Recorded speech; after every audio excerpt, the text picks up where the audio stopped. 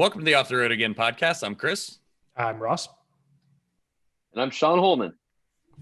And this is our podcast about anything and everything off-road. I've been like thinking back about past guests, and we really have gone just about all over the place, from like extreme overlanders that have spent years at a time traveling the world to just dudes that want to go race their trucks around in the desert on the weekend. So we're living up to our reputation of just kind of like, as long as it's got some form of dirt, we're kind of okay with it. As long as it's not just only a tarmac only vehicle, then we're there. How do I fit in? Because I feel like I've done like a very minimal amount of everything. Like I haven't done anything really well. I just dabble around in it all. You know what a scatter plot looks like? Yeah. Extrapolate from That's my career. Yeah. So Exactly. you fit in just being us, but with more experience. Yeah, pretty much. All right. Yeah. I'll roll with that. Pretty I'll roll much. with that. Yeah. You're all over the place. Do a scatter plot for our guests between like dirt and like fast off-roading and like slow off-roading, because overlanding and rock crawling is pretty slow. And then we've had so many like Baja people on. I mean, okay, sort of, but like when I'm overlanding, I'm full. I got a rooftop tent and my snorkel, and fully loaded down with 1,000 pounds. I'm still going 55 miles an hour because for me, I want to get to camp so I can drink bourbon and smoke cigars before the sun goes down. So Right. I'm in the middle. Like the whole way I built life. my JL is so that I could go fast when I want to, slow when I want to, haul ass through the desert. Oh wait, there's a washout. Throw it in low, lock it up, crawl through it, go back to going fast again. So like I'm the guy that I want to cover ground. I want to do 200 miles in a day to get to the next rad campsite. I may stop at the petroglyphs or some historical thing, but the rest of the time I'm motoring because I'm having fun driving. So well, that's like, you've done it right. You went with go fast on the top, so like that's not a yeah. ton of weight up there. Like it's just That was all by design. I mean, everything. Like I've built 2 JKs before I bought my JL, and every piece on that has been picked or thought about for about 3 years before I started the build. I'm like, all right, I'm going to do it, and I've surprised myself. I've stuck really close to the plan. So like That's it's so really difficult. easy to.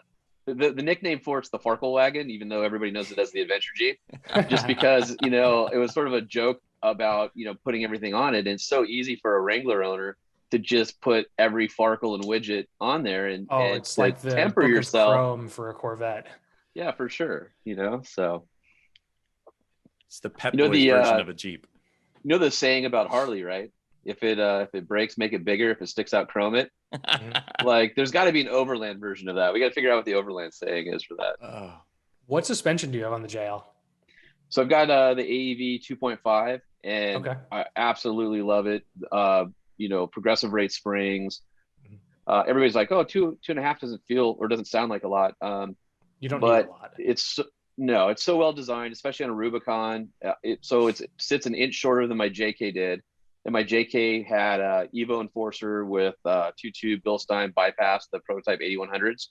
And that thing was awesome. I can mob it. I got to the point where third's really short on a JK manual and the fourth is really tall. So I actually would run out of horsepower where I didn't have enough horsepower for fourth and 4-wheel drive. And I was maxing out in third with the speed that I was doing. And it's one of those things where, those shocks were so good. So when I got the AEV kit, they're like the 8100s, the non-reservoir that they're doing everything AEV does is like top notch. So the shocks aren't your typical Bilsteins, especially on the JL. They're now painted instead of nickel plated, so they don't look bad over time. They've got their own tuning, their own mounting system. There's a lot of little differences that make them special. And I've driven on them, and I've driven them on a PXL, and the tuning's amazing. And they're like, well, the 8100s aren't ready, so we'll get you the 5100s. And I had been so spoiled on the 8100 bypass shocks on my JK. I was like, this sucks, man. Like here I am. And 5100s are like good. Spoiled. Well, that's what I was gonna say. These aren't even 5160s. There's no reservoir, and here I am, probably at the max gross weight of my setup because I don't have the high capacity coils because those aren't out yet. And I've got video of me on Instagram where we're doing Afton Canyon, fully loaded from doing the Eastern Mojave Heritage Trail. So that's me and my dad and probably 1,000 pounds worth of stuff. And we're doing 50 miles an hour through Afton Canyon. The 5100s aren't even fading. And it reminded me not to be so spoiled and be like, oh, Mr. Big bad, big piston race shock. And I'm like, I have a 47 millimeter shock on there, and it's awesome. And it just kills it. So that's pretty stout, actually. Yeah, and then the 8100s go to a 2.65 60 mil. So they're awesome. And I had to remind myself and kind of humble myself a little bit and be reminded, like, this is a great setup. So I can't wait for the high capacity springs and the 8100s, because it'll allow me to do everything I want to do. But I'm just blown away how good it is. No squeaks, no rattles, 15,000 miles in 6 months, 3,500 at least of those have been off-road. Okay. No issues whatsoever. Miles, yeah. Haven't lost my alignment. I mean, it's in around town, everybody, nothing. And the only thing that I'm going to be doing to it is putting in, either Dana's or Dynatrack's, high performance ball joints. Here's the video right here. Yeah. That's pretty steady for a handheld. Like, yeah. Apologies to the audio listeners, but I mean, is it sand or is it dirt? It's hard to tell. It looks both. It's in a wash. Yeah. I mean, there's some motion there, but this isn't slow. This is like the speeds you go in side by sides. Yeah. Yeah. I mean, I'm doing 45, 50 there with a full load rooftop tent, me and my dad, and it's taking it and zero issues whatsoever. And I've showed this video to a lot of people who've been on the fence about the AEV kit, and they're just like, man, that's what pushed me over. And the other thing is, like, a lot of people compare it to the Mopar 2-inch, and the Mopar kit really sucks. It does. There's no, you need an adjustable arm, or in AEV's case, they use their geometry correction brackets on the lower, and it makes such a difference. This thing rides better than stock going down the road. I know a lot of people say that, but it actually does. If you look at the way the JK was tuned, the JK was tuned with, I believe it was stiff shocks and soft springs, and the JL is the opposite. And so when AEV went to tune the JL, they took after the JL or the JK tuning philosophy. And what I love about it is it takes that JK tuning philosophy, and it has plush springs, stiff shocks, lower roll center because of the design changes on JL. And it literally, I can drive up to Big Bear, Mountain Road, whatever, California, Colorado. I've, done all those. I've done, Big Bear, Ouray, Imogene, all that stuff. And driving up the mountain, it handles great and flat. There's not understeer. There's no body roll. And then off-road, it's done everything I've wanted it to do. I've just been so impressed with it. And it retains like everything having to do with the, electronically disconnectable sway bars and everything. Everything works. There's no lights. I haven't had one ESC event. There's track bar relocation brackets, but you're not swapping them out. In fact, it just had for JL owners, they'll know about the new steering upgrade. So I just had the new Jeep steering upgrade, which is a new track bar, drag link, or is it a? Mine's a 20. Oh, it's a 20, and they're still doing the upgrades on those? I thought those were for early builds only. Wow. No, so the cast iron boxes and the software part that comes with it, those started in June or July of 20 for 21 models. And so I obviously have some friends in high places. So a friend of mine who is very high up in people. Yeah, very high up in Jeep engineering called me and he said, hey, talk to me about your steering. And I said, no, it's good. A lot better than the 18s. And he kind of said, the issue was that they had on the aluminum box, obviously they did it for lightweighting. And the issue that happened was as it would heat up, the tolerances would change. And that's why you get the steering feel changes. And so the way to solve that obviously is with a cast iron box. And he and I talked about it early on, and we talked about it again. He goes, hey, all the parts are out. I want to send them to your house. So all the parts came on a pallet. All the dealers are basically told, we don't have enough supply because we're building as many JLs and Gladiators as we can. So you can only order 1 or 2 a month for customer campaigns. So a friend of mine, his family owns a Jeep dealer. And I said, hey, I got this pallet of parts. Can you guys do the warranty work? And he goes, yeah, no problem. So dropped it off. Dealer did it. All nice. They just did it as if just a customer supplied parts from Jeep Engineering, and we everything's great. And I love it. The steering's awesome. And the nice thing is, the steering arms or the rods are still they're hollow but thicker walled, and so you don't get the deflection. So with 37s, all day long, you don't need to go after an adjustable track bar. You don't need, totally fine. And it literally, it's just awesome. It's not too big. It's appropriate in the city. I can park it wherever I want, except my garage. It's 3 inches too tall with the Go Fast on top. Just drop down to like 5 PSI. Yeah, exactly. I don't want to flat. I'm thinking I'm going to flat spot my tires. So anyway, I could do it, but it would be tight. And then I would be in a hurry, and I'd back it out of the garage and rip the whole top of my Jeep off. Oh yeah, right. Oops. It's a clean setup though. It is a really good setup. Yeah, thanks. So a couple of changes that we're doing. So the Go Fast, that's a V1. We're probably going to do a V2 up there. I worked with those guys to do custom mounts. So they did custom crossbars with the Rhino backbone. And what's bitching about it, it sits half an inch off the roof. So most people don't know this, but the JL, the roof is curved. And so you can't do a flat bar across it. So you have to have, we had to put inch spacers. So in the middle, it's half an inch. It's quieter than a Rhino Pioneer rack, way quieter. It makes almost no noise with the wind skid. It's definitely not noisier than stock. When you have a tailwind, dude, it picks it up like nobody's business. Speeds that Jeep never expected it to be able to attain. Yeah, right. I'm like, I'm getting 20 miles per gallon on the 10 to Arizona. On 37s, right? On 37s with a stick and a 3.6. So I've added LED lights to the inside that I bought off Amazon that plug into just a USB. Yeah. And they change. They're multicolor. Okay. And so I just have an extension. I plug it into my Dometic or whatever down there. One of my favorite mods is I actually have a Dr. Pepper a bottle opener on the side, which is rad about GFCs, how you can attach stuff to it. On the back there. And then it's got a Sunflare solar panel. So we have 252 watts of solar on the top. And basically what I did is I've got a house battery in the back. So I used Brit at American Adventure Lab has just an unbelievably killer setup where in the cubby hole, you can put an ARB double pumper compressor next to an Odyssey PC1100 like UTV battery, which has 45 amp hours of capacity. So what I did was I used a Red Arc controller, and the only thing that touches the vehicle electronics is the one power wire to the battery. Otherwise, the Jeep doesn't even know that that's back there. It can be fed either by the solar panels on the roof or by the alternator while I'm driving. I have 6 additional circuits in the back that I can pull power from my compressor, and my fridge run off of it. And I've done a test where with my solar panel, my record right now is I've been able to go 4 days without starting the Jeep and still having the battery run the fridge. Crank. Holy shit. Yeah, and I've got a Dometic CFX 45, a new CFX 3, and it only pulls about 0.8 amps an hour. So it's pretty awesome. Yeah, there you go. Is this the Adventure Lab thing? Yeah. Okay. And that's what the cubby where an amp would go, or where like the trail kit would go. Yeah, exactly. Yeah, it's just extra storage when you flip up the floor. And then I'm going to do a mass platform and a flat fridge slide would be the next thing back there. But the nice thing is that the breathers for it are also extended, and they're inside up by the roll bar. So even if you don't have their mass system that allows airflow in there, it's still getting cool, fresh air even while it's pumping, because it's pulling it from the cabin rather than pulling it from down there. So that makes a big. So I'm able to fill up 4 tires no problem at the end of a day, and it doesn't get too hot down there.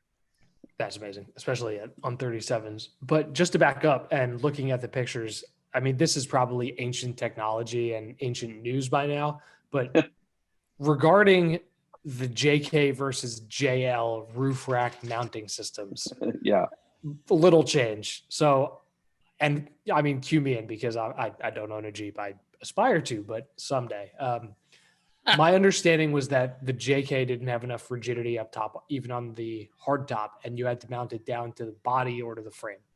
And the JL, what did they do? Was it the actual just structure of the roof, or is it? No, the JL roof is actually thinner and crappier than the JK roof. And the fiberglass rain gutters don't have any metal reinforcement. People think that there's reinforcements, and then there's not.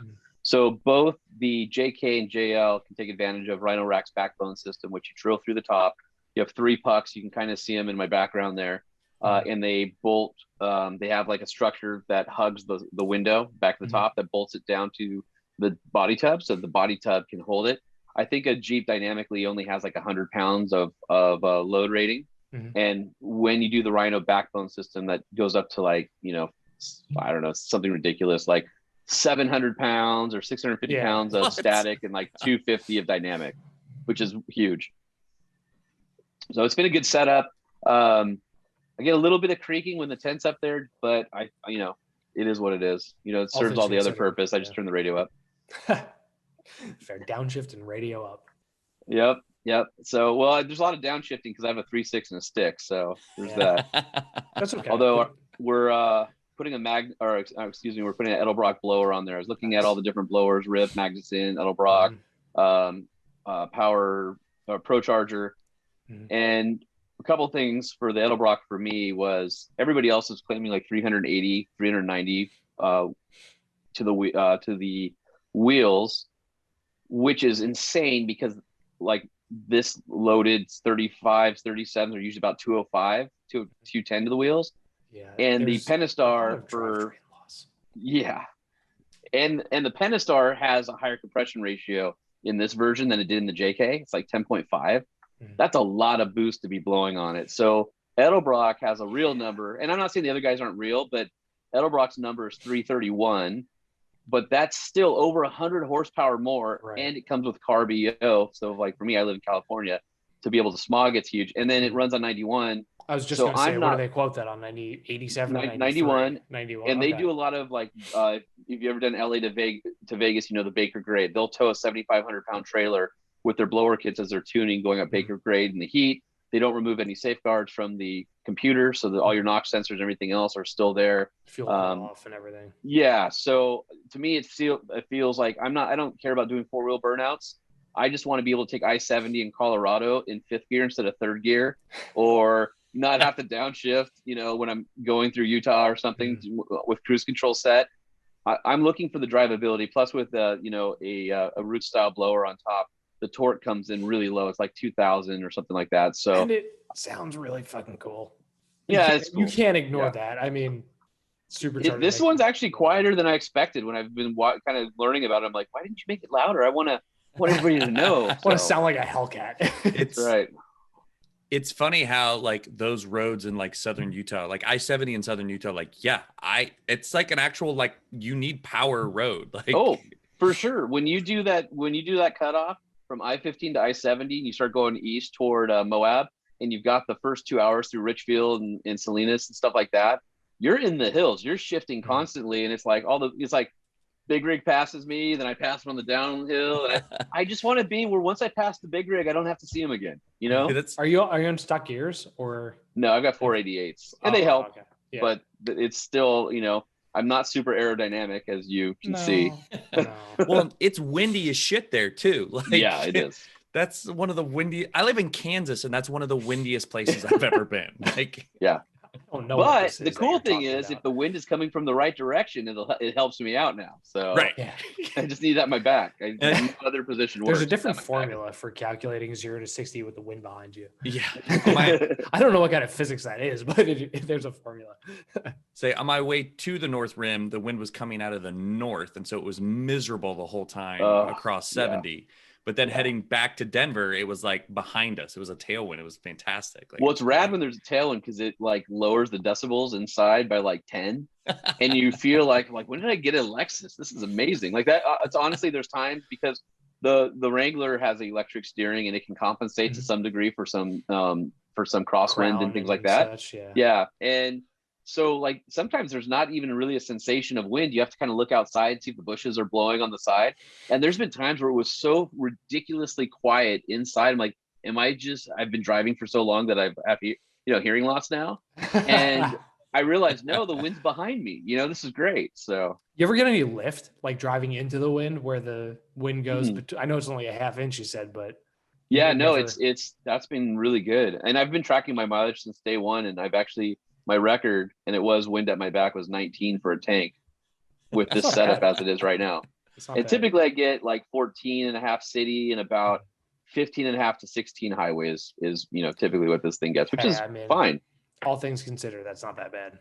Front axle disconnect makes a big difference, you know, and 10 years ago there's the Gladiator. on 37s, I mean, 37s on a early JK or like a TJ is like a 12 mile per gallon vehicle. Oh yeah, for sure. I built one of the very first JKs. It was a dollar vehicle from Jeep, and we did it with 37.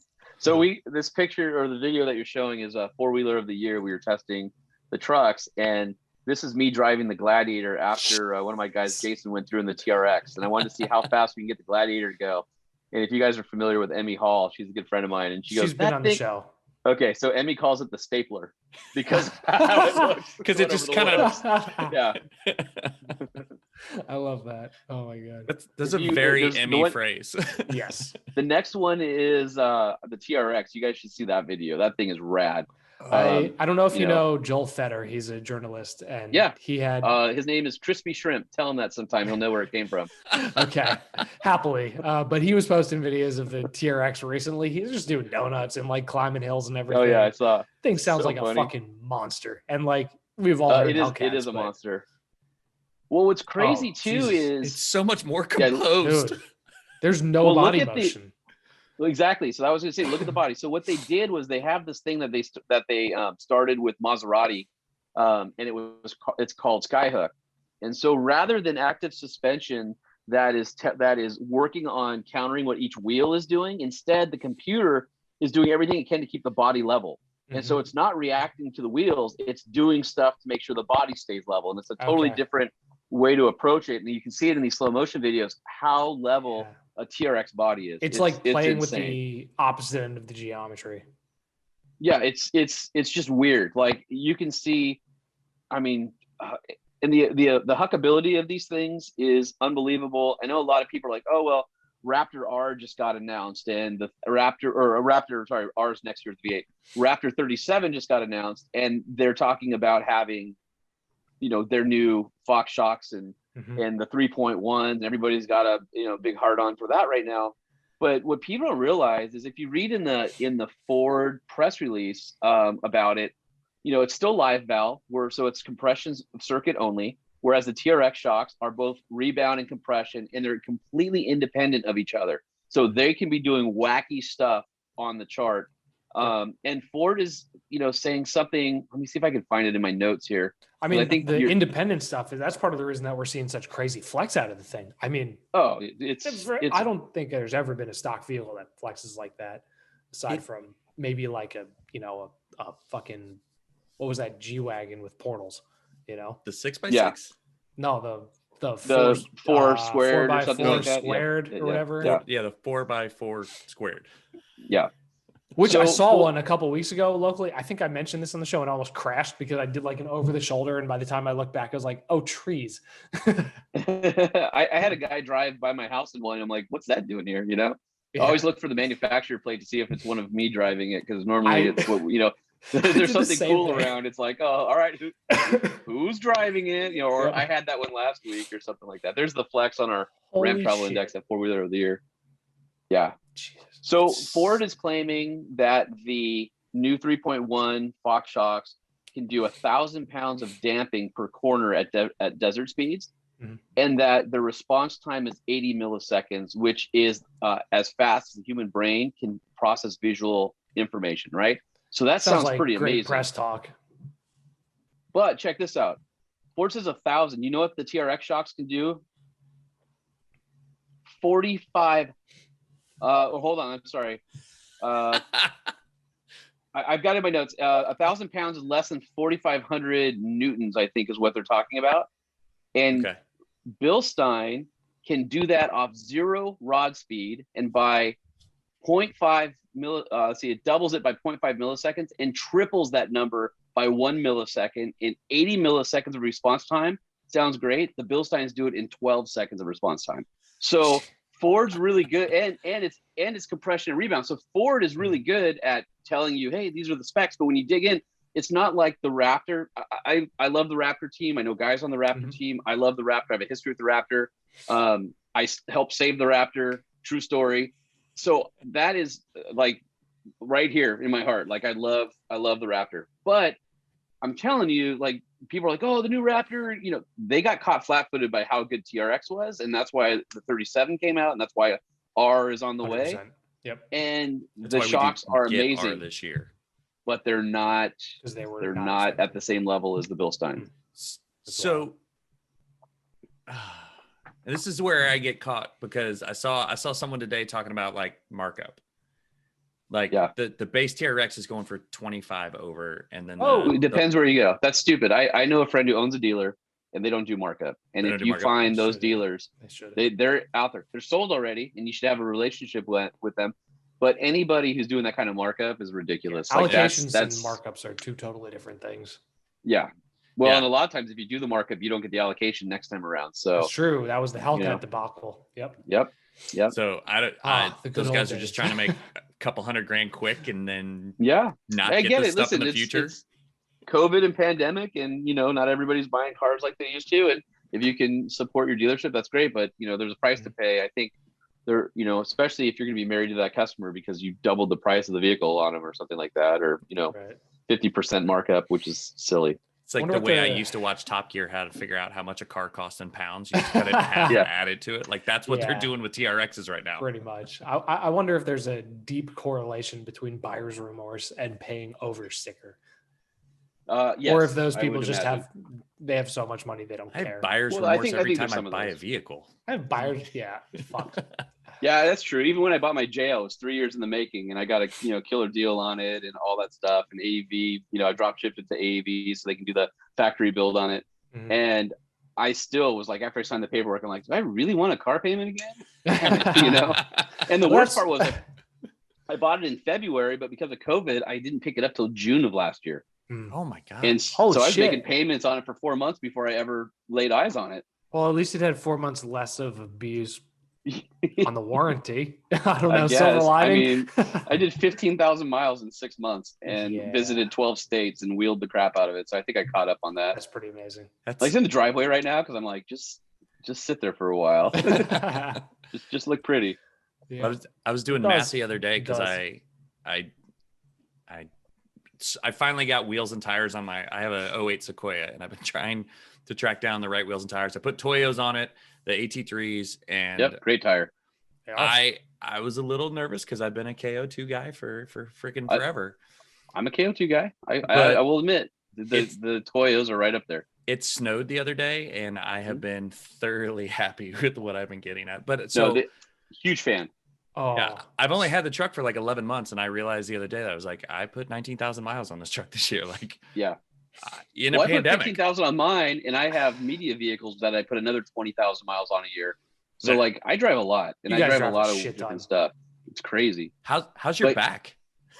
Horrible. Like I always look for the heat seater, the seat Yep. heater button Yeah. now. the Like, lumbar first thing I adjustment in the do. heated seat. L4, Yep. L5, like everybody else. Like, Oh, dude, so bad from sitting all the time. Like, yeah. and this like Zoom and stuff, it hasn't helped.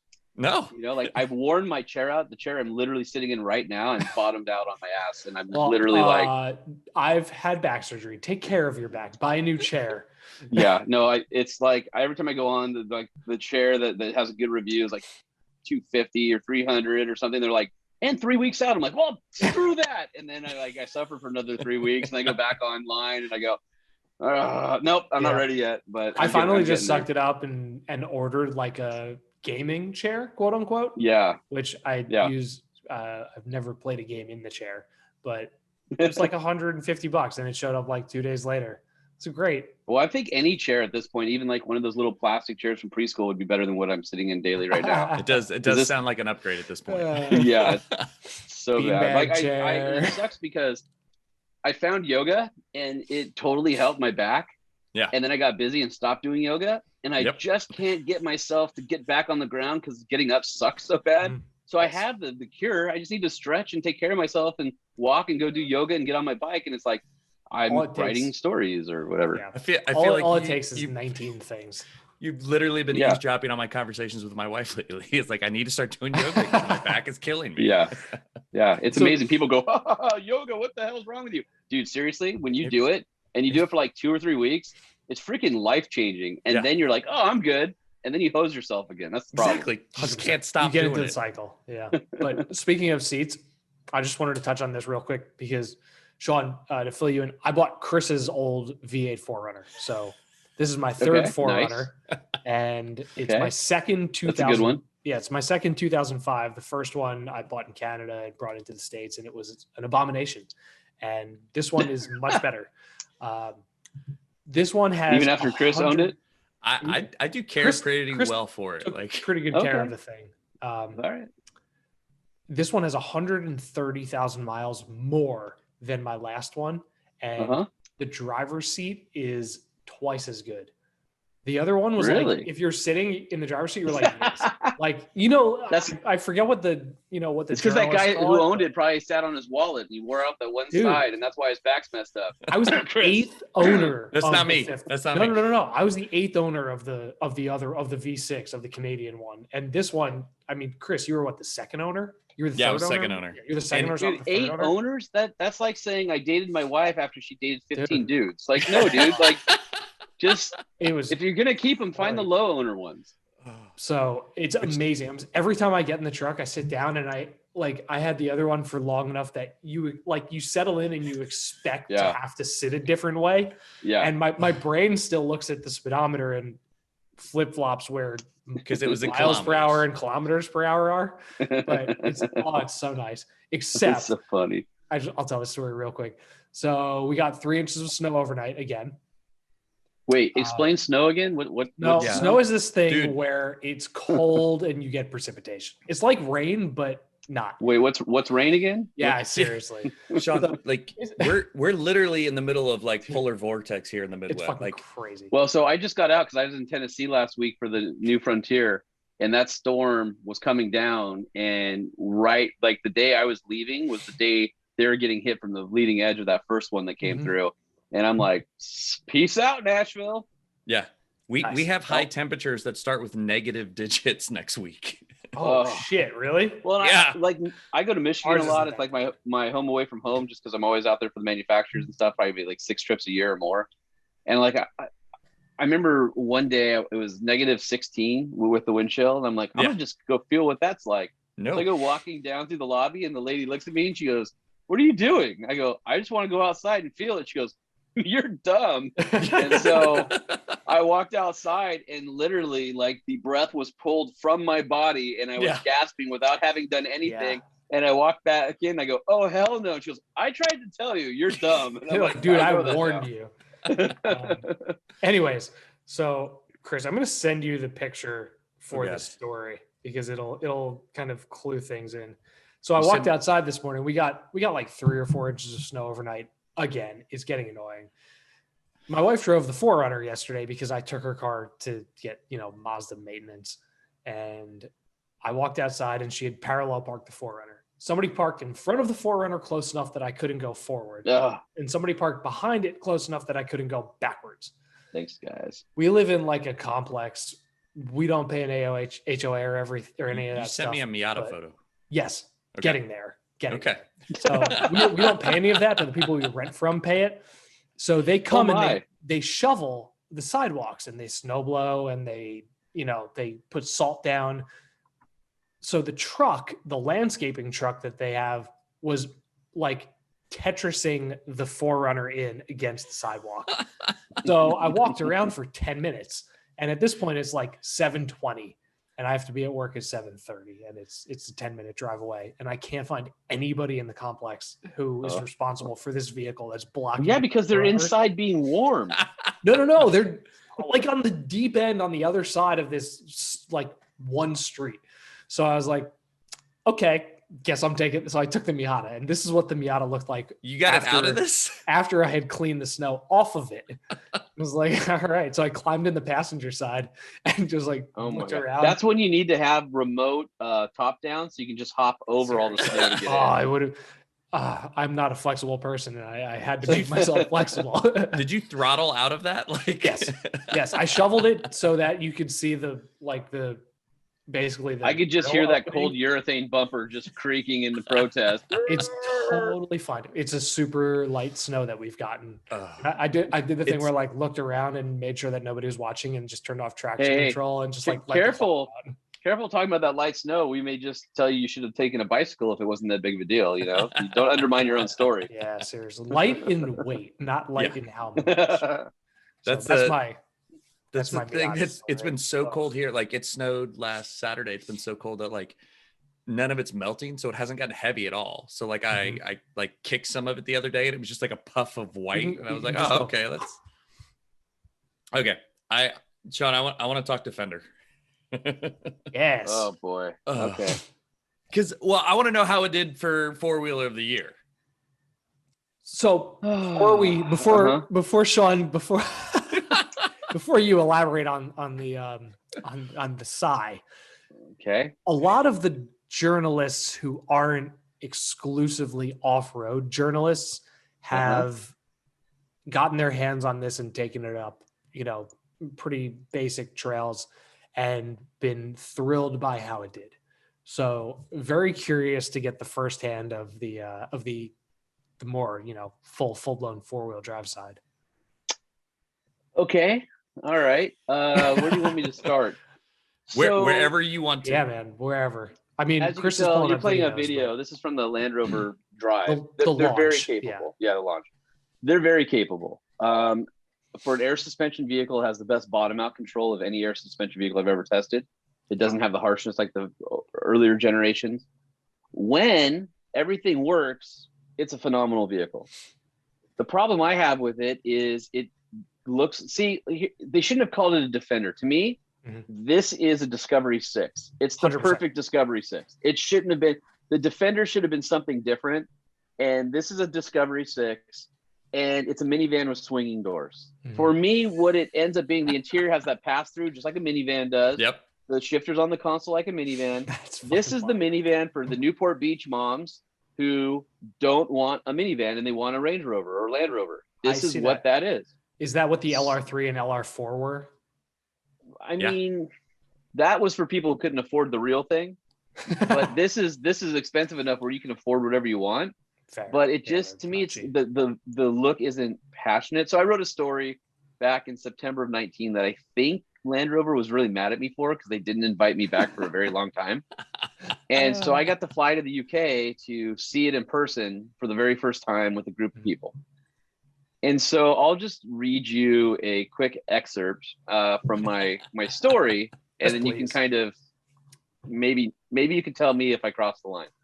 I said, however, there's some missed opportunities and fussiness in the final details. For instance, the diamond plate trim on top of the fenders are not to be used as actual steps.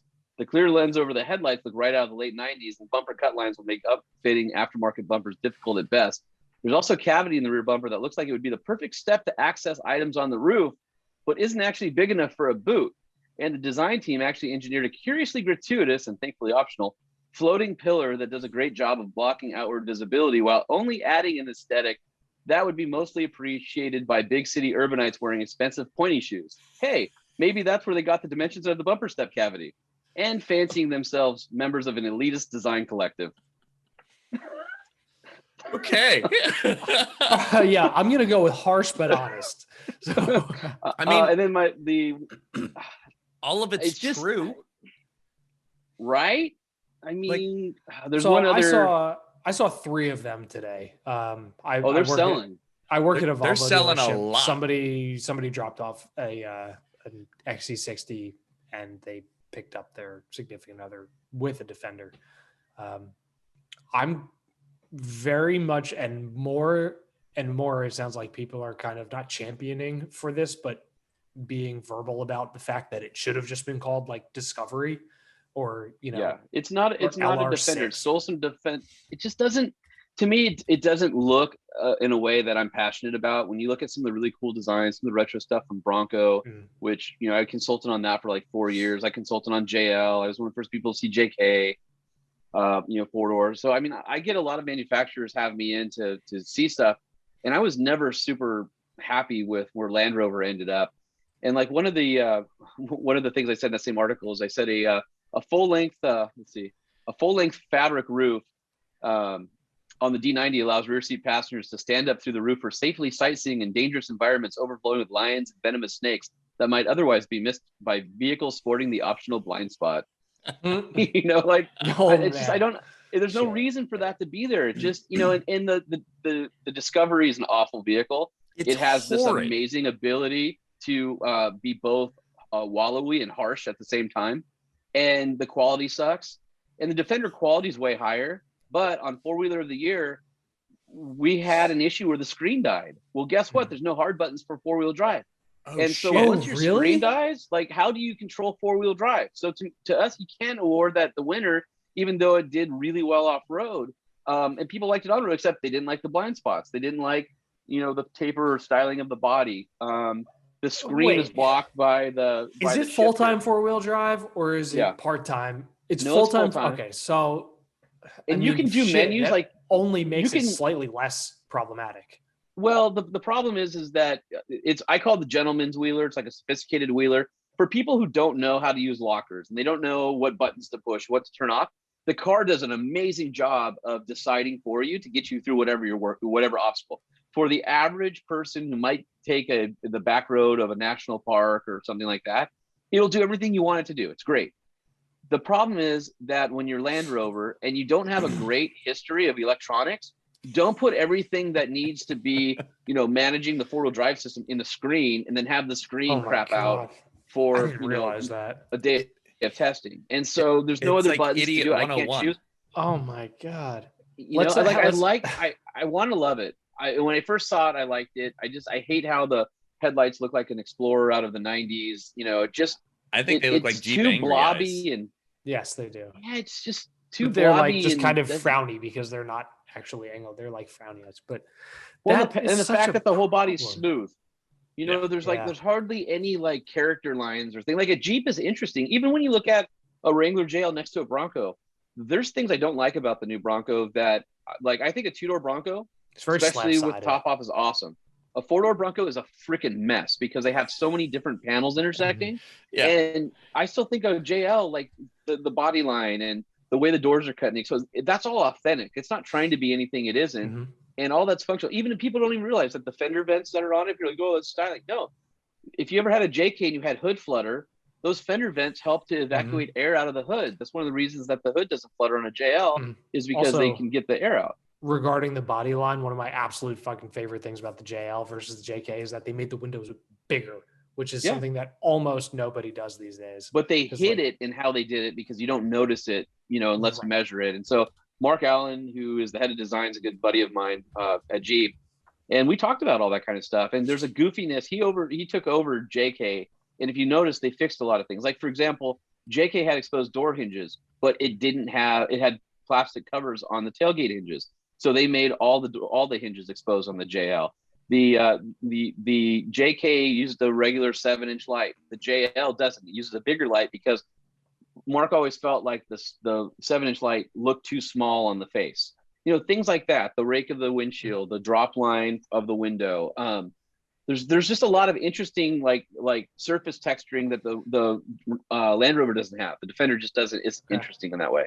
I need to poke around with one a little more in person. But I can't get over the fact that they made the most important system the one that's being controlled by the system most likely to fail. That they're known for failing. Yeah, like that's British electronics. With me, like literally. And I don't want to bash them because they make some beautiful cars, but this is just, to me, the Defender. In some ways, they'll sell every one of them, but to me personally, it's a bit of a miss. So, real quick discovery story. As a car person, people ask your advice, right? And you give it to them. Like, sure. Sometimes whether they take it or not is up to them. Had an acquaintance ask for advice. I gave plenty of advice. I told them to go buy a Lexus or a Toyota SUV. They refused, and they bought a Discovery. Wasn't even on my list because being a Toyota guy, reliability. Wait, did they buy or did they lease? They bought.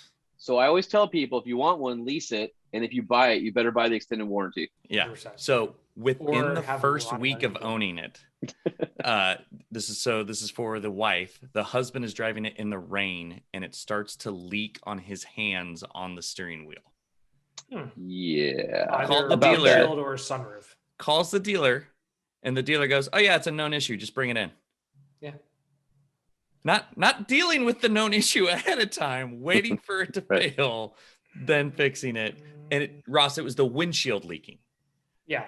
Adhesive at the top fails. Yeah. Just I won't say anything else. How much money did you spend on that? Never mind. Sorry. Also, that said, one of the coolest things I've ever driven was a V8 Discovery with a stick. Like, oh yeah, horrible shit box, but it was so cool to have that experience. I'm too. It's amazing what you'll forgive when something's cool. Yeah. Also, it had a huge exhaust leak like immediately after the header before the cat. So it was like fucking. It's a small V8, but it sounded amazing. So Ross just wanted to hear engine noises. Is there anything wrong with that? Every puff of each cylinder. All right, I'm sharing this picture just because I love the picture. We don't have to talk about it at all. I was looking awesome. at pictures just like that today because we were talking about, we were looking at houses that you would find in the background of this picture. Oh yeah. Oh, The sad thing about that is this is for people who are listening. It's a picture of me on one of the switchbacks on Black Bear, and you can see how hazy it is. The fires were so bad in Colorado this past summer that we didn't have any clear vistas. Everything was super smoky up there. So it makes for a dramatic photo, but I now have to go back on a clear day. So just for the picture. When I went to Utah, you justify it like that. Yeah, when I went to Utah in October, we drove through 70 where the Grizzly Creek fire had been shut down 70. Oh yeah, for I much was there of the 2 days summer. after they opened it. I'm sure that was gnarly as can be, because just looking at that was multiple months later, I was like, that was kind of nuts. But then like on the way back east, I don't even know what the name of the fire was, but there was a fire that was west of Fort Collins, but not quite in the mountains. But then the other one started west of Estes Park that then basically burned through Rocky Mountain National Park to get all the way to Estes. It was a shitty summer. Super sad. Yeah, no, it was not good for wildfires, that's for sure. Yeah, it was terrible. Anyway, so Ross, where do you want to go? What do you want to talk about? We got so much stuff on this list here, dude. It's pinball. But what's Chris, do you have any? I'm going to worst experience ever. Like, what is your? Because you've done enough miles that like there have been some experiences that you were this is terrible. This could go so many places.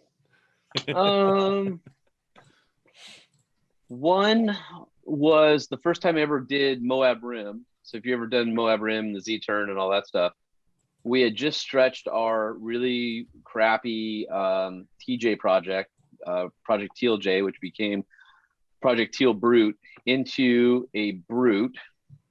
Nope, I'm a liar. It's before it was a Brute. So it was still a TJ, had a Hemi swap, had an Atlas 4-to-1 case in it, and the transmission shifter and cables for the Atlas were C-channel clamped onto the center console. It was like a toughy metal console, and we're binding. Gosh. I couldn't pull it in and out of gear. And with the 4-to-1, the Jeep's brakes, because we hadn't swapped the axles yet, we're not strong enough to stop it. So coming down Moab Rim, the slowest I could go is 1.5 miles an hour. Oh my God. Or 2 miles an hour, which I'm telling you is really fast when you can't stop. Yeah. And that was the first time I ever did that. So coming up to the Z-turn and on the edge, I'm thinking, okay, if I fuck up here, not only am I falling off the cliff, I'm hitting the power lines on the way down. I'm bouncing in the road, getting hit by a semi and pushed into the river. It's like 8 ways to die, but don't worry about that because you have to focus on steering since you actually can't stop right now. I just searched Moab Rim Trail. So. Yeah, there you go. So that's one of the spots. So I was in not a JK, a TJ. Right. TJ with a crappy 3-link FabTech weird ass link that would, kit that would unload, and it was like 6.5 inches. Might have been 38s at the time. It was just stupid. The other, probably the time I was the most worried. I had a Ranger. I had a 2000 Ranger. 2002 Ranger FX4. That was the cool package that had the Alcoas, the Bilstein, stick, BFGs, 4-liter. Yep. And took my dad and a bunch of, on a trip with a bunch of friends to Death Valley. And I had 33 Bridgestone Duelers on it and an RCD, prototype RCD kit.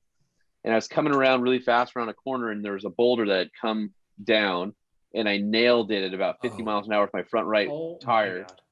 That shoved the tie rod through the rack, completely cracking the rack, and lost all the fluid. And the sun was going down. We're like in Goler somewhere, not quite to West Side, so we're nowhere near the highway. And now we're trying to figure out, we have 2 hours to figure out how to get this thing going. So long story short, we tried everything. We tried bypassing the power steering pump. We tried changing belts. We tried, everything. What I ended up doing was taking the high pressure side hose and the low pressure side hose out of the rack, putting them together so the pump would just circulate fluid on its own. And my dad and I drove back. We had 400 miles from home, and he had to help me steer because it wouldn't steer because on the rack and pinion, the pinion had jumped teeth and wasn't aligned. And so on ramps. He'd have to reach over from the passenger seat and help me steer it to get home. We finally made it home, and I pulled it out, and the whole rack housing was completely shattered. And just I don't, there's no way we should have made it home. Absolutely not. And that was, that was a bad one. That was a really bad one, but we were able to get it that's probably my favorite trail fix, but we were able to get it home and get it fixed and stuff. But that was like, hey Dad, look, I'm an off-roader now. I have a really cool new truck with a lift. Let's go to Death Valley. Right. And then it's like, hi, I'm embarrassed. I almost killed both of us. In Death Valley. In Death Valley. Right. Jesus Christ. Is that when you sign up for AAA after that? Because isn't like 200 miles of towing, like, yeah, and I had AAA. I'll tell you a funny AAA story. So I had AAA at the time, but we were so far off road. It was like, once we knew it was drivable, we just kept driving. Right. And so a friend of mine is Gail Banks. So Gail's obviously pretty famous in the off-road world. He's one of the OGs, or in the automotive world. Pretty famous. He's pretty fucking cool. You would love to have him on the show. He's great. He's great. So he and I have a standing breakfast, at least until COVID shut down a restaurant, where him, my friend David Kennedy, who works at NHRA now, but used to be the editor of Diesel Power and Hot Rod, all that stuff. David Kennedy and Gail and I, every 2 weeks, go to breakfast, solve all the world's problems, and then we forget about it. And so we actually have, now that restaurants are opening up, we got to get it back on our schedule because it's been about a year. But Gail invited me to his place where he's having some sort of a reception, kind of a, who is Gail Banks, and tour and a bunch of cool stuff. And Gail's talking to some guy. And if you're a AAA member, and your grandfather was a AAA member, and then your dad was, and the family gets the years as members, right? Okay. And so I was like 51 years or 55 years or something like that. And I see people talking about AAA. And so I pull out my card and I'm like, yeah, I got you both beat. Two old guys, right? It's Gail and this other guy. And they're like, how many years? I'm like, 55. And so Gail pulls out his 61. I'm like, what? Seriously, the only person who has a card older than mine is, of course, Gail. So like, never try and one up Gail. And then the dude he's talking to pulls out his card. It's like 65 years. So now I found the only two people in Southern California that have more years. It turns out he's the president of AAA. So I try and go like, I have the longest card to the dude who is the president. And so anyway, there's my AAA story for you guys. Yeah, if you're gonna lose to anybody, then completely humbled in that moment. Let me assure you. That's great. Oh, all right. Where else can we go? Oh man, we can go wherever you want. God, there's so much stuff. Because you're Motor Trend adjacent, did you get to consult at all with Top Gear America on their Overland episode? It's funny. I consult on a lot of weird things for a company, and that was not one of them. So seems like it could have been. Did you see the episode? Right? I haven't seen it yet. I've been so buried in about 50 projects that I'm working on. So I have like 8 full-time jobs, including our podcast, my regular day job of running editorial, and then all the other stuff that I do. It's insane. So I need to sit down, and I'm at the point where I'm so sick of screens. As much as I want to sit down and watch it, I'd rather just read something. I haven't read in so long. Yep. There's a reason only one of us does our social media. Ross, on the other hand, takes. That's like me and Lightning. Chris is 100% responsible for our success. I will not even have any success. Shame saying that. Yeah. So, what episode is this for you guys? What are we thinking? 57. All right. How often is it? Is it weekly or bi-weekly? Weekly. Yeah, it's hard, isn't it? It's.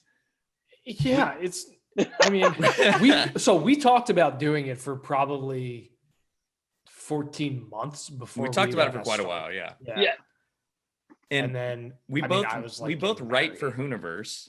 Yeah. But my thing is like, I can write, but I spent my early professional years as a teacher. I'm so much better at talking, which is weird when we do this format. I love this format because there's storytelling that you can't do in writing. Correct. But 100%. Like the weird part of starting a podcast is I don't really talk that much. Like I ask questions and hopefully somebody else interesting who we brought on does most of the talking. You let your guest run with the questions. Right. And I'm not interesting enough to get invited to anyone else's podcast. So I never get to talk. Ditto. That's not true. Well, now we have to make that, we need to make that happen. We just did, I think if you include our bonus episodes, like 175 now or 172, something like that. So 3 years without a week off. That's not true. I think in that 3 years, we've taken 2 weeks off, not at the same time.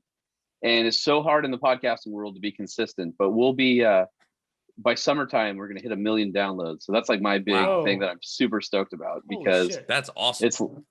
So that's like our big thing this year. I'm like, I'm full tilt. Like, I just want to be able to do, like, we hit 1 million. Like that's, you know, but huge. our podcast is like this one where it's just like pinball. Like we're just all over the place. We have really good guests, and then we end up just ruining the whole interview and with our wackiness and stories come out that you like never expected to end up there. Oh yeah. There's times I had to check myself, but we had like Mike Finnegan on, and he and I used to be magazine guys together back in the day when there was like the summer show circuit. And I started telling stories. I'm like, whoa. And he wanted to tell a story that I forgot about. I'm like, nope, my mom and daughter listened to this one. Like, nope, not going there. We might put the PG-13 rating on, but oh no, that's an NC-17, and we ain't going there. When you're 25 years old and you work for a car magazine, and you're at a show, like back then, Truckin' Magazine, where I started, was 450 pages a month. What? Shit. Right. And so I'll tell you one story that's funny. How? That's just magazine. There was no self-publishing. There's no social media. There was no YouTube, gosh. Right? Like we were the you know, big shits. And so this is one of my favorite stories. Go to Greenville, Mississippi, to a show called Show Fest. So anybody who is into lower trucks and stuff and customs, they'll know that. It's this little podunk town, not too far from the Mississippi River. Has a Kmart and like 2 gas stations and Sonic, and that's its claim to fame. And a steakhouse that on Valentine's Day people come from 50 miles around to go to. And it's got a 4-lane road, 2 lanes in each direction. And you go there, and it's a wild party for like 3 or 4 days. And the cops are basically like taking pictures with, you know, the girls showing their boobs and all that kind of stuff. And you know, guys are drinking while they're driving, and the cops like, I want your girlfriend to show me your boobs, or I'm gonna take your car and get you a DUI. You know, I mean, just totally corrupt. Like guys are scraping bot stops in front of people, and so I'm walking around, and people are like, "Hey, are you really with Truckin' Magazine?" I'm like, "Yeah." They're like, "Oh, here's a beer. Never paid for a drink." And here comes this black Silverado that's lifted with a bunch of dudes with camcorders in the back. And it says "Girls Gone Wild" down the entire side. They're like, "Dude, Truckin' Magazine." I'm like, "What's up?" They're like, "Come ride with us." I'm like, "Okay." So I hop in the bed of the truck. You got to remind, the drag is 1.5 miles long, and it's 5 people deep the entire length on both sides of the street. Oh my God. So you just keep going back and forth. There's people in lawn chairs. It looks like the 4th of July parade's coming. Like it's insane. So these guys are beer bonging in the back. Obviously, they've got camcorders. The world's going crazy. I'm just soaking it all up. And then I realized about 1.5 hours or so into it, like I actually have to go do real work.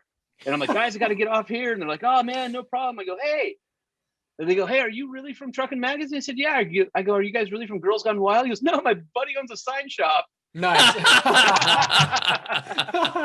So, I mean, but that's what it was like in the early day of being a magazine guy. Now I've been at the company for 18 years, and I've been doing this for over 20. So it's wild. Like, you know, and today it's not even, you know, there's no way you could do today what you did back then. Like that world does not exist any longer. Well, and even shows have evolved a lot. Like, oh yeah, they're just not even the same. Like, no. Although I will say that at Daytona Truck Meet a couple of years ago, they did give me the CO2 cannon and let me, you know, spray, you know, it on people. So somewhere in my Instagram there is a picture of me with the CO2 cannon and the swimsuit models, and that was fun.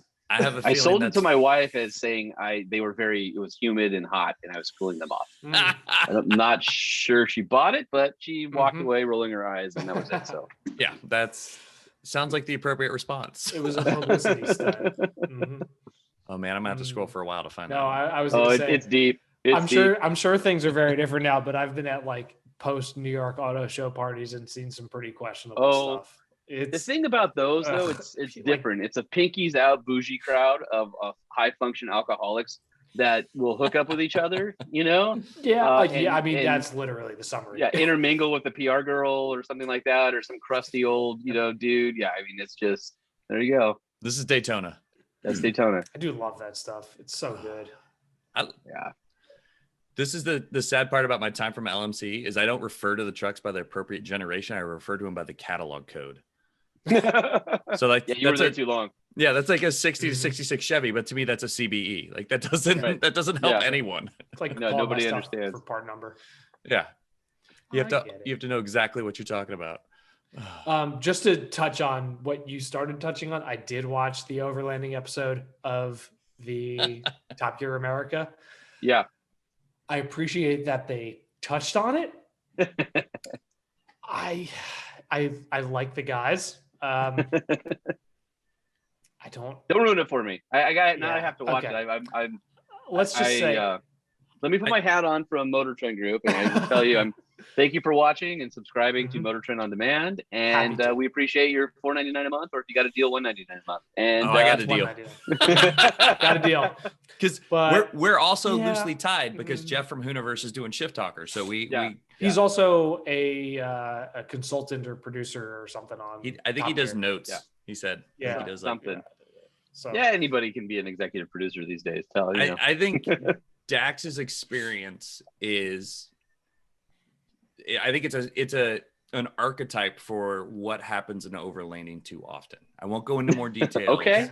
I feel like that's the scenario he ends up in is what people purchase a bunch of stuff to get towards, but he didn't actually purchase a bunch of stuff. Like he did it. Right. Of course. He teaches a lesson, but does it on the super cheap.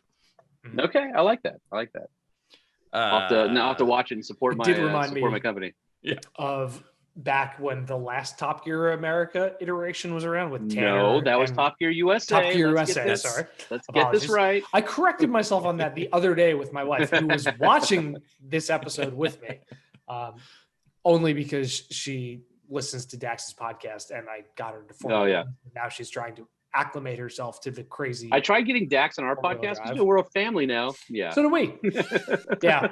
I got a response from the PR lady, and she was very kind and said very much no. So I even tried to backdoor in with other people, and I think we're going to get other people, but I don't think we're getting Dax. I personally wanted Cordry, but that's just me. Definitely. Dax seems like the most likely to see something and just go, yep, I'm going to put my foot down now. Yeah. But Top Gear USA, they did I think it was Alaska or somewhere in Canada with an overlanding 4x4 adventure, and it was actually very good. Yeah. So worth a watch as well. Yeah. Anyways, I'm going to keep watching the episodes because I want my numbers to be there, because I want them to get a little more budget so they can do more stuff. It feels like they're kind of tight. Do that, because that helps me out. More views, everybody. More views. More views. More clicks. I'm not on that side of the business, but damn it, if I can't ride those coattails. It literally feels like the bones of the show are there. They just need just a little bit more, and it would be exactly what we want to do. We've seen there's 2 episodes. And there's a bunch of starting stuff being excuse me, because of COVID and stuff. So I'm sure it'll take them a few to get their groove. But I've seen some of the previews, and they look pretty good.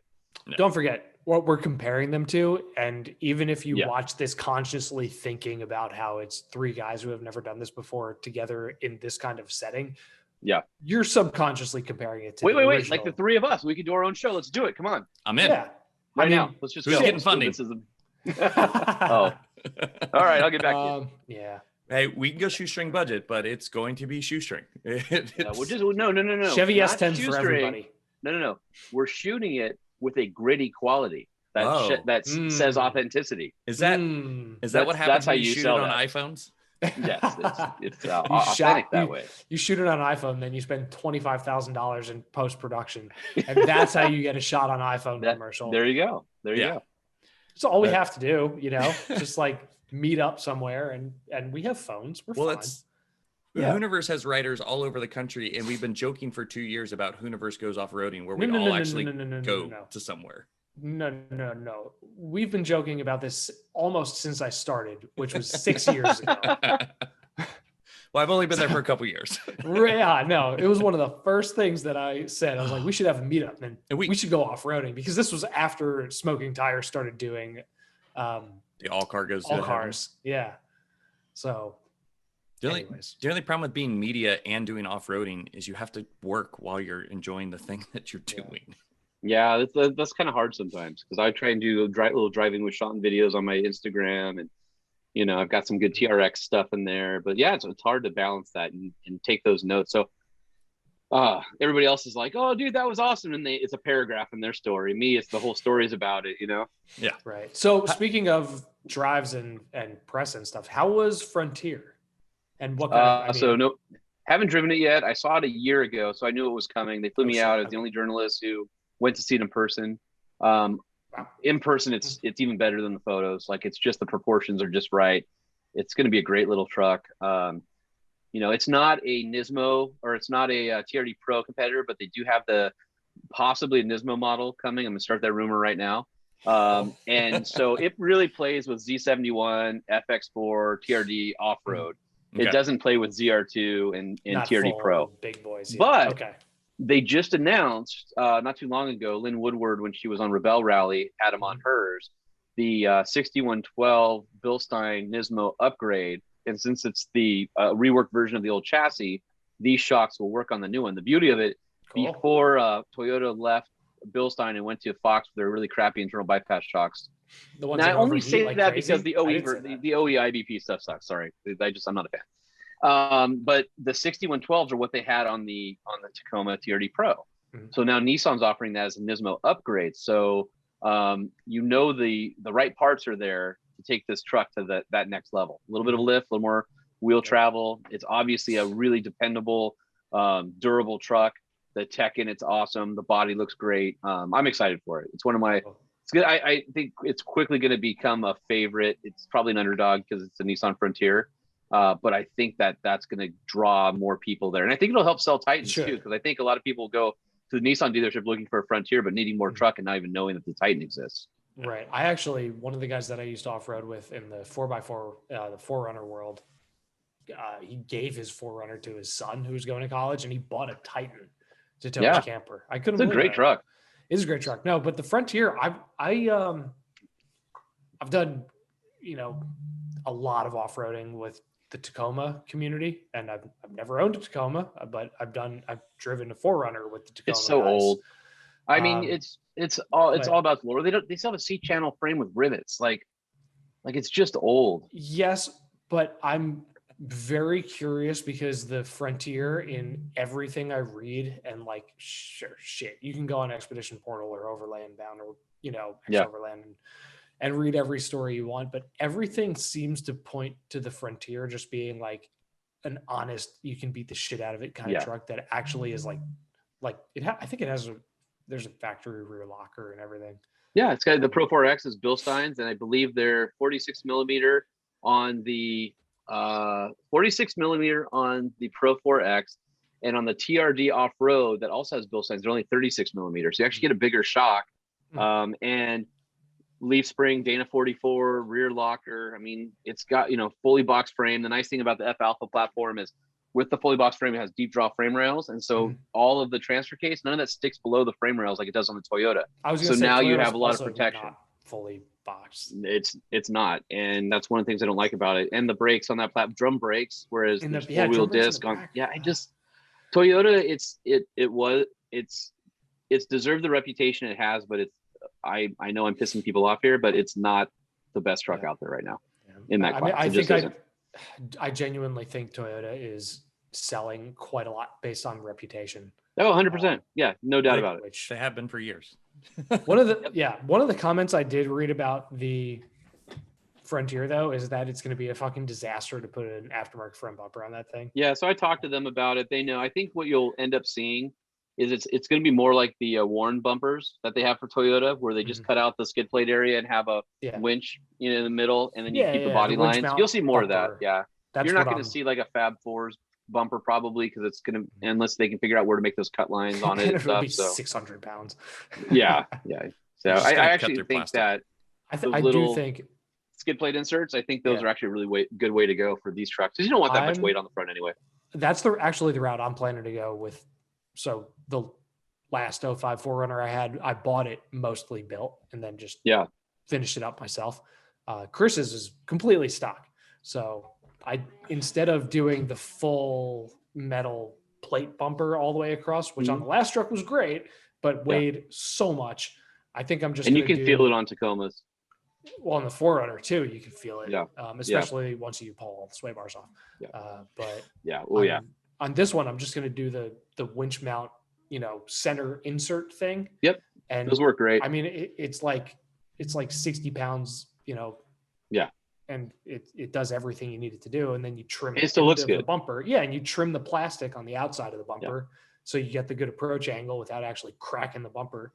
And you ultimately end at the same point, just with, quite a lot less weight and money. So this is my favorite image I found about the new Frontier versus the old Frontier. Yeah. So the way the hood is because of a pedestrian crash. That's why all of the vehicles are shaped like that now. The bed was raised. I think the bed size is 1.6 inches, which add about 10% more cargo volume. Okay. Which is cool. So and for everybody lower than it's still Tacoma easy to get into and Colorado bed sides. But if you got a 50 quart ARB fridge, I think it'll fit below the frame rails now, or the bed rails now. And if you look at the frame, nothing is sticking down below that frame. What you're seeing is skid plates. Whereas Toyota, the transfer case sticks down and has the big old skid plate on the side. Yeah, I really like the proportions of that truck. It looks now great. that I'm looking at it, it also has very much the proportions of the first gen truck. Yeah. It's almost identical. Yeah. Which is just, that's why. Which is fine. I think in the Slack channel, I refer to it as it looks like a slightly fatter Tacoma.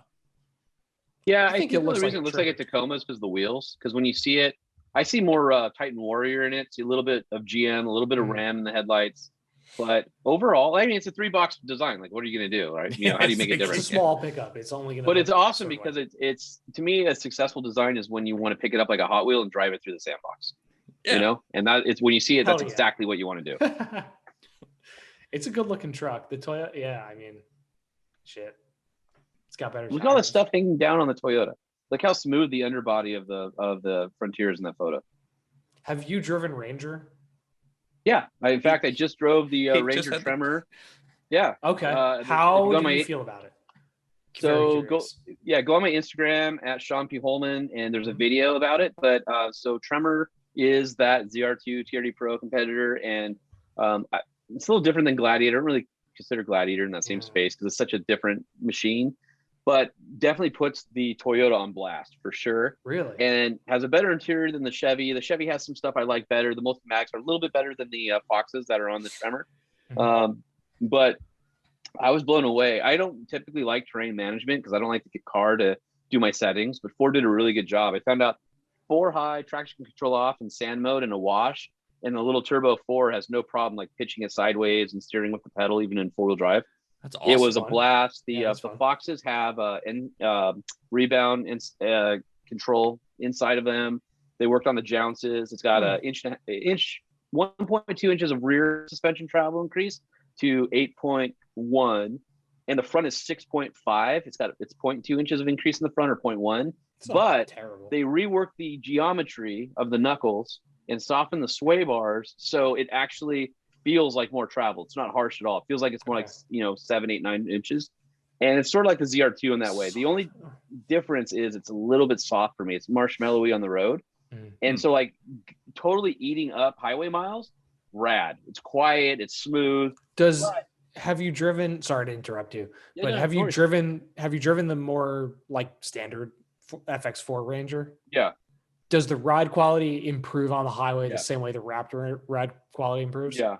The ride quality improves, and it still has 7,500 pound towing and 1620 on payload, so it still keeps all the truck stuff on there. My only thing was with the ZR2. The ZR2's got more of a taut ride, and it feels more sporty on the street. It's a little firmer, but not uncomfortable. This is just like marshmallow gooey. So, ride is so subjective. I like the way the ZR2 rides on the highway a little bit better, but this is probably more comfortable for the average person. But with that spring rate change and the sway bar rate change, it's definitely, I actually had a guy drop a caster cart that you'd have in a shop off the back of this truck on the 15 freeway coming home afterwards, and I had to swerve in it, and it did fine. The rear stepped out a little bit, but it was not a big deal.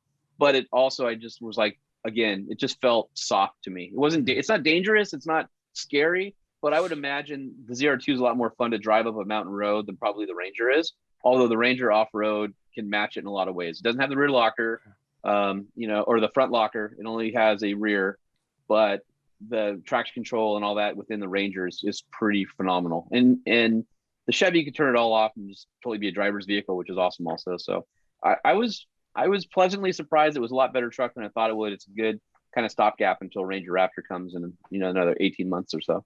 They're all kind of good. I mean, the Colorado and Canyon are getting a little old, but I mean, so is Tacoma. They're old because they won't change the freaking headlights, which are like candle. It's like an old Model T with candles lighting the way. They're horrible. They did the front end refresh and they didn't do anything about it. You know what the worst fucking part of the Colorado and the Canyon is? The shifter. Interior looks the shifter's horrible. The shift knob is from like a 1996 Blazer. It's terrible. No. It's a Malibu. It's horrible. Yes. And the whole interior looks like it's awful. The whole interior looks like it came from an economy car, which I hate. And I crossed the Afton Canyon, the Mojave River, and it was up to like 30. It was higher than the tire, so it was more than 31 inches. And I actually had water on our long-termer coming through the rear doors as I was crossing. So, that's fun. I'm like, there's puddles of dirty water back here now. Oops. I wasn't thrilled about that. Canyon or the Colorado? Yeah, in the Colorado. Yes. The Canyon has their new AT4 that adds the monotube shocks and better tires, a few other things. It's not quite ZR2, but I mean, they're definitely getting better. Yeah. Look how cheesy those seats look. Ugh. That's terrible. This is Which terrible. is too bad because like the engine and transmission are great, and it. Yeah, I mean the diesel's okay. I had one for a year, the long termer. The 3.6 with the 10 speed or 8 speed is awesome. It was an 8. Yeah, it used to be a 6. It's an 8 now, I think. Is it ZF?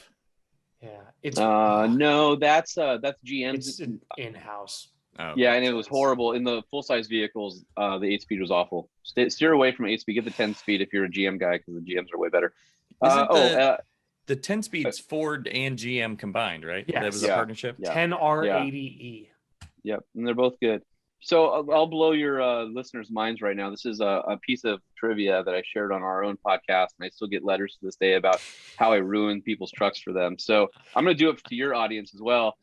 Anybody who drives the last generation Silverado all the way back to the mid 80s or something like that, sit in your truck and your steering wheel is off center and crooked. Just so you know. Terrible. Dude. Nobody knows that. And they get and after I tell them, they go, no, it's not. And they get in, they're like, why is my steering wheel like that? Not just Silverado. So my dad had an all that whole platform, all the full size. No. GM So my dad had an 08 Silverado until probably about 6 months ago. He put like 275,000 miles on it. And then he got a CPO like 2018. Same thing. Steering wheel's off by about and in that generation, it's not only off, but it's canted too.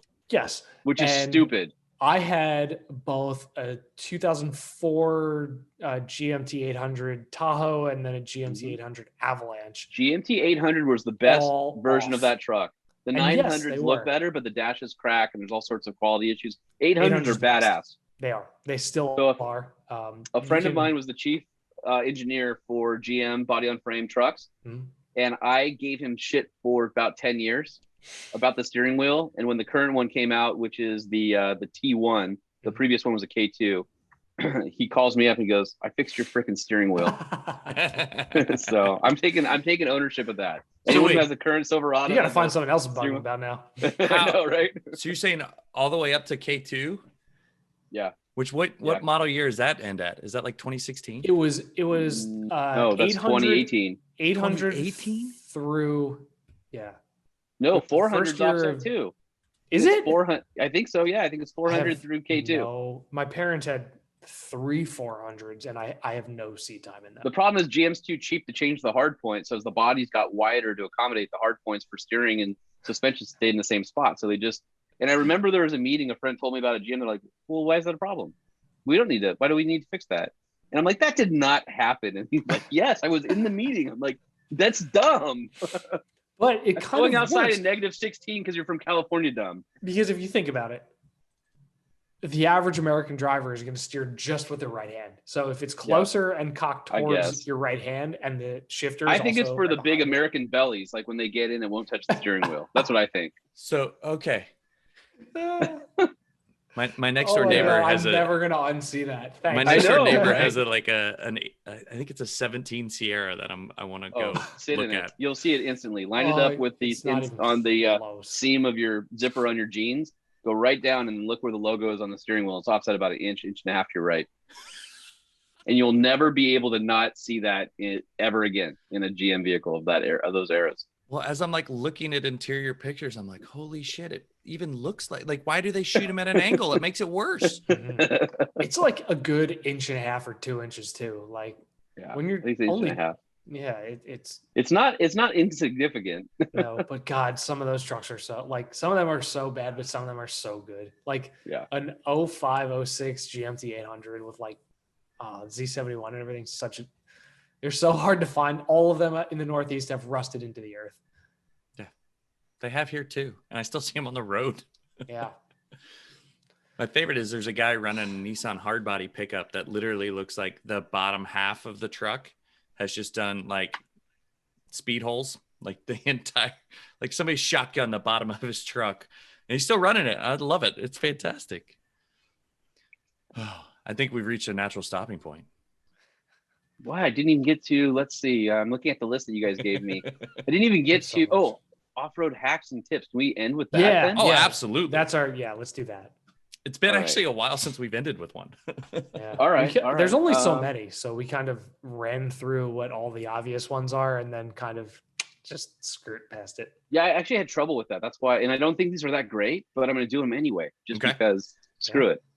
Okay. So my hack, the first one, there's gonna be two. The first are those bungee cord loops that have the little plastic balls on them. Mm-hmm.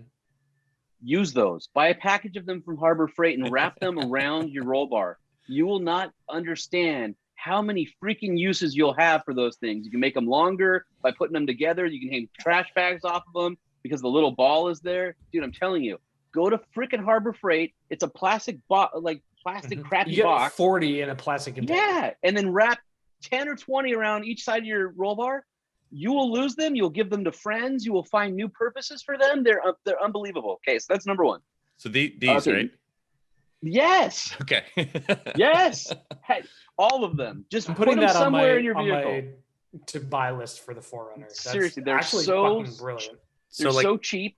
And you use online, like a 30 pack is like $30. Like they are not expensive. Like go do it. Go put them in your rig because you can use them to keep tarps down. You can use them to tie to each other. You can use them to hang trash bags. Use them shovels. You got some long thing like a shovel rattling around, throw a couple of those bad boys on and hook it to something. I'm telling you, like it's the best.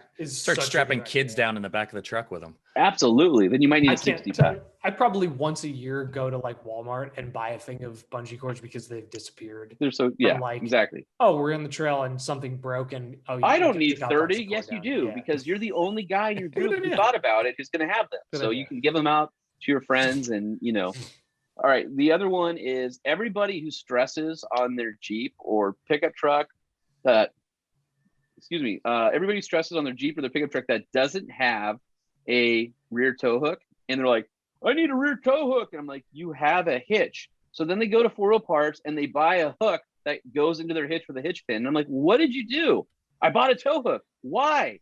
Literally take the tow strap, put it in your hitch and run the pin through. You need nothing. As long as you have a hitch, you have a rear recovery point that's way better than any offset one you're going to get from the factory and way better than some crappy cast iron pile of crap from China that you bought at 4 Wheel Parts. Get a hitch pin. I like when people get the hook, just the open hook, which is better than nothing in some instances. I guess.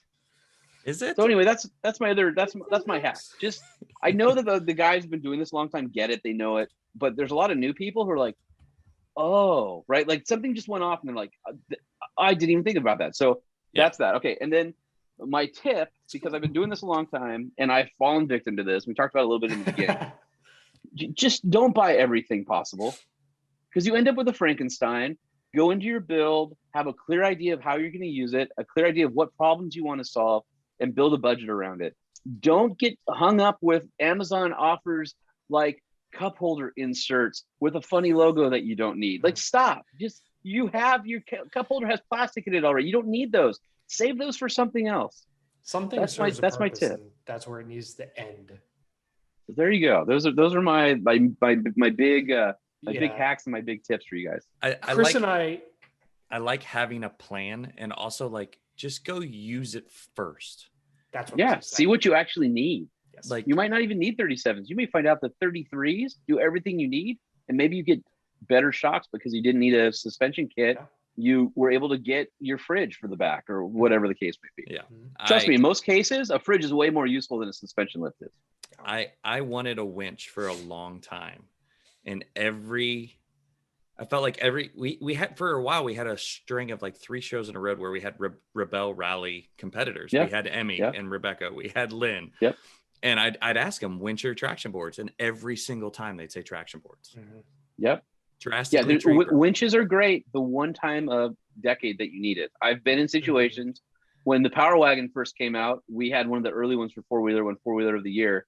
And I was coming back from Moab, I-70, right? You know, when you get into the mountains, it was snowing and 3 different cars had spun out and were in the ditch.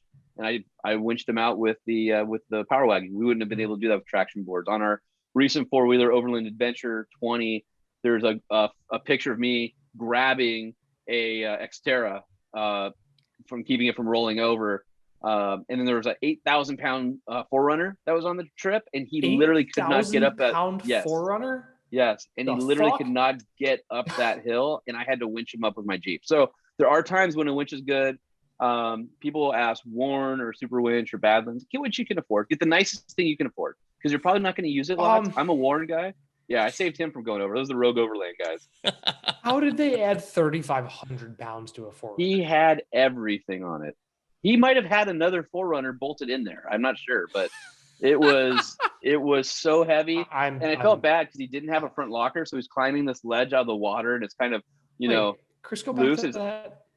Oh, my Scottle picture. Wait, so he did a solid axle swap, and he didn't do. Yeah, super good on flat land. Oh, this is us using a winch to straighten a tie rod out. So when you got to do it, you got to do it. So winch, kind of helpful. So winches can come in handy. Get the nicest one you can afford. When you have a vehicle that's broken and it needs to get onto a trailer. Yes, for sure. Sweet, man. What do you want to plug? I mean, just you guys. You guys are awesome. Thanks for letting me hang out for a while. This was fun. I mean, Truck Show Podcast. You can find us everywhere, just like I find you guys. It's lifted, lowered, everything in between. Me and my buddy Jay, and he goes by Lightning. He worked at K-Rock in Los Angeles for 26 years. So he's a radio guy and I'm the auto guy. And we put it's like a morning show for people who love trucks, and we just have fun with it. And it's a lot more broad based than what you guys do. So we kind of hit a little bit of everything. Check it out. And you can find me at Sean P. Holman on the socials. And then I oversee four-wheeler and truck trend for the Motor Trend group. I run the truck and off-road group. So four-wheeler magazine is still a thing. We still put out a pretty good print product, and then you can go to fourwheeler.com, trucktrend.com to see what we're up to. So I like that you said it's still a thing, because it's still a thing. It felt like for a while everything else was just disappearing. I know. I've been fighting so hard because I still believe in print, and there's a lot of younger people now who are like just finding print, and the pendulum's going to swing back at some point because they're like, oh wait, I like this print thing. Like, I don't want to stare at a screen any longer. I don't want a laptop while I take a dump. Something just material is very nice. Exactly. The visceral feeling of turning pages. You're going to have to finagle our way onto Ultimate Adventure at some point. Just saying. All right. We'll see what we can do. Pull some strings. You and I need massive builds before that. Like, if we just come as a ride along, cool. Yeah. But like, I can't. Jeep, we're gonna need something. Thanks. It's my one favor for the next 10 years. There you go. I mean, if you don't have anything built, there's always Overland Adventure. So we're Overland Adventure. That's the one I would have a better shot at. So we just, it's happening. It's gonna be, I think, the last week in May, presented by Jeep. So we should have the registration up soon. So basically, we invite 20 readers. So just if you're interested, just keep checking back at fourwheeler.com. I'm sure in the next week, probably by the time this airs, we should have a landing page for it where you can register. The staff will go through and handpick the 20 competitors or participants rather. And if you get selected, then you get to come hang out with us. So cool. This time we're doing Utah. The last 2 years we've done Arizona. We're gonna do an epic trip out in Utah this year. Holy Sounds crap! Amazing. Is that a Napco truck? And No, it's his everything, power wagon. anything you guys own can go on this trip. This one's more about the adventure and the history and the backcountry, and a really great experience versus, you know, hardcore everything all day long. Everything. Yeah, I just like being I don't outside. know. I don't know. The Miata may not like the Utah desert so much, but Emmy's would. Well, as I say, just borrow Emmy's. Just tell her you'll trade, or it'll be Yeah, like buddy. Indiana Jones. You'll show up to Emmy's Take house buddy. and just swap one Yeah. Miata for the other, and hope she's on a press trip and doesn't ever notice. It's all good. You'll be Oh, fine. She'll notice. You know her plate, yeah, buddy, came from us, right? No, I didn't know that. That's Yeah. funny. So she famously, when we were in Africa in the Sahara sand dunes with Nissan, said, "Yeah, buddy, go get some Little Frontier, Little Navarro, or whatever." And we stole that clip was on my recorder, and so we thought it was funny. So we started playing it back, and it became a drop for the show. And so everybody knows her as "Yeah, buddy," and so that's what. And That's she funny. named her Miata Buddy, and then got the plate for it. So That's anyway, awesome. she's and she drinks Diet Dr Pepper, which I Yep. always tell her shit'll kill her because I'm the full octane Dr Pepper guy. So Fall, yeah. If you're gonna little drink rivalry Dr. there. Pepper, Love her. go She's full like bore. she's like my older sister, and we constantly are trying to. The thing about her and me when we, especially we're out of the country, it's like we are in ninth grade trying to have the worst slams on each other, and we just all we do is try to outdo the other one with insults, and it's awesome. And Without lack of a supervisor. I won't go into any details because it's private, but I once beat her with the best insult ever. And we were so embarrassed that I had to immediately apologize, and then we both laughed. So anyway, That's how it should be. That sounds about That's right like- for Emmy, though. Yeah, it does. Like, We I gotta just got have her out back over my on the show skis. soon. I'm sorry. Oh, dude, you got to have me and Emmy on at the same time. You guys can just take a coffee break, and we'll handle the show Book for it. you. No problem. Let's go. Make it happen. Okay, I'm gonna email her later and say, hey, Sean said we have to have you both. Yep. Let's fucking do it. Yeah, you guys will not get a word in edgewise. It'll be fun. We'll just Bring do it on. Sean and Emmy slamathon. Right? Oh, You dude, that'd remember- be awesome. You remember Yo Mama? Oh yeah, oh yeah. I got so many of those. Let's do it. Emmy, you've officially been called out. Boom. Yeah, but no, not called out. Called in. Called in, in, yeah. yes. Like Yeah, I made that's it. right. on. Yeah. I hand wrote an actual note. Like I'm sending an email. All right, do it. Do it. I dare you. We'll see if this thing comes to fruition. We'll make it Oh my happen. god, it's the first 4x4 disathon. It might be our Love last it. show. Yeah, right? I mean, let's be honest. This might be your last show. So It's always true. I don't know, man. People have come back after some of our other shows. I was always Yeah. kind of shocked that they We're came shocked. back. Yep. it's weird. It's like people, they're like, I hate you, but I can't quit you either. You know, like there's this like weird, What's they're the like, you suck, but I'm still here. it's the Howard Stern effect. Is that what it is? People love Howard Stern, listen for like an hour to 2 hours. People that hate Howard Stern listen for 2 to 4 hours. I don't care how long they listen. Just let's figure out how to monetize that deal because Right? that's the one thing Howard has going on. Exactly. He's Paycheck. okay. Him and Rogan. Yeah. Sweet. Oh boy. So if you're still listening, you can rate and review us on iTunes. We have some very nice reviews. That's how we know we haven't made it yet. No one's called us a-holes. Like and subscribe if you're watching on YouTube. We appreciate that. I get like 1 notification a week. You have a new subscriber. Hey, all right. 1. You can read what we write on Hooniverse.com, the real Hooniverse on Instagram. Ross is not like the one from Friends on Instagram, and I'm at Overlanding Dad. That's it. That's our show. We've done it. That's it. Right on, guys. That was fun. Thanks for having me on, and can't wait to do it again. Sweet. Sounds good. Thanks, Sean. Emmy, I'm going to email you now.